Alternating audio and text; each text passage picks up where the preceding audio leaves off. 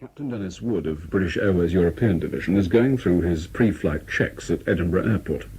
There's every reason to suppose that the flight that follows will be routine in every way, at least let's hope so. But last summer, Captain Wood and his crew had a most non-routine experience as he flew a load of holidaymakers to Portugal on board a Trident. From our Edinburgh studio this morning, he told me what happened. We were proceeding down to Faro in southern Portugal at 29,000 feet. 8 o'clock in the evening it was, and daylight. The ground was visibly clear, and there was no cloud at all. The sun was low on the horizon in the west, and Lisbon Air Traffic Control called us and said that they'd had a report of a UFO in the area, and could we confirm? And we looked out of the windows on the right-hand side, looking toward the west, and there was this very large, bright, round object, incredibly bright, white light, emitting its own light, sitting there over the sea. Did it have any apparent motion? No, it was stationary. And have you any idea how far away from you it was or how big it was? No way of knowing that, in fact, at all.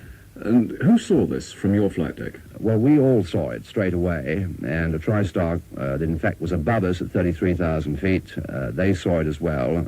I replied to Lisbon Air Traffic Control that we had this object in sight, and they asked me what I thought it was, and I said, I don't know what it is, but I'll tell you what it's not. It's not a balloon, it's not a star, it's not a satellite, and all the usual things, you see. And then what happened? Well, then I said, I think this is worthy of telling the passengers that we've got something rather strange sitting on the starboard side of the airplane, so I made a cabin address to the passengers, and we had about 80 passengers, and I guess at least half of them saw this object. And then we continued to look, and as we looked, a couple of other objects appeared, sort of just appeared from nowhere. In fact, brown, long, cigar-shaped objects appeared to the right of this very bright object and just below it. Did anybody take any photographs? No, nobody. We don't tend to carry cameras in the flight deck for certain reasons, and as far as I know, nobody had a camera down the back either. What a shame. That's the way it goes. Anyway, I gather you came back the same evening? Yes, indeed. About 2 hours later, we were passing the same spot. And by this time it was dark, so presumably there wasn't much to be seen. Was the bright light still there? No, the bright light had gone, but as we approached the area, I thought I'll turn the radar on, and we were climbing up through about 28,000 feet, going to 31,000 feet, and I tilted the radar up, so there was no way that we were going to get any returns from the ground.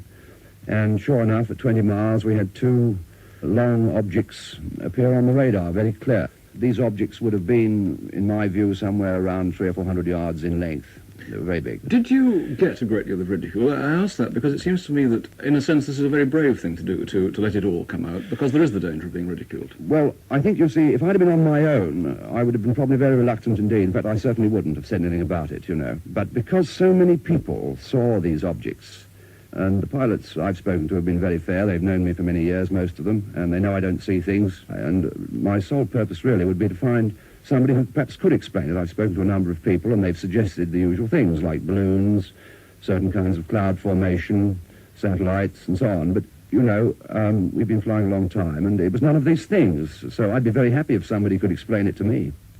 Captain Denis Wood of British Airways.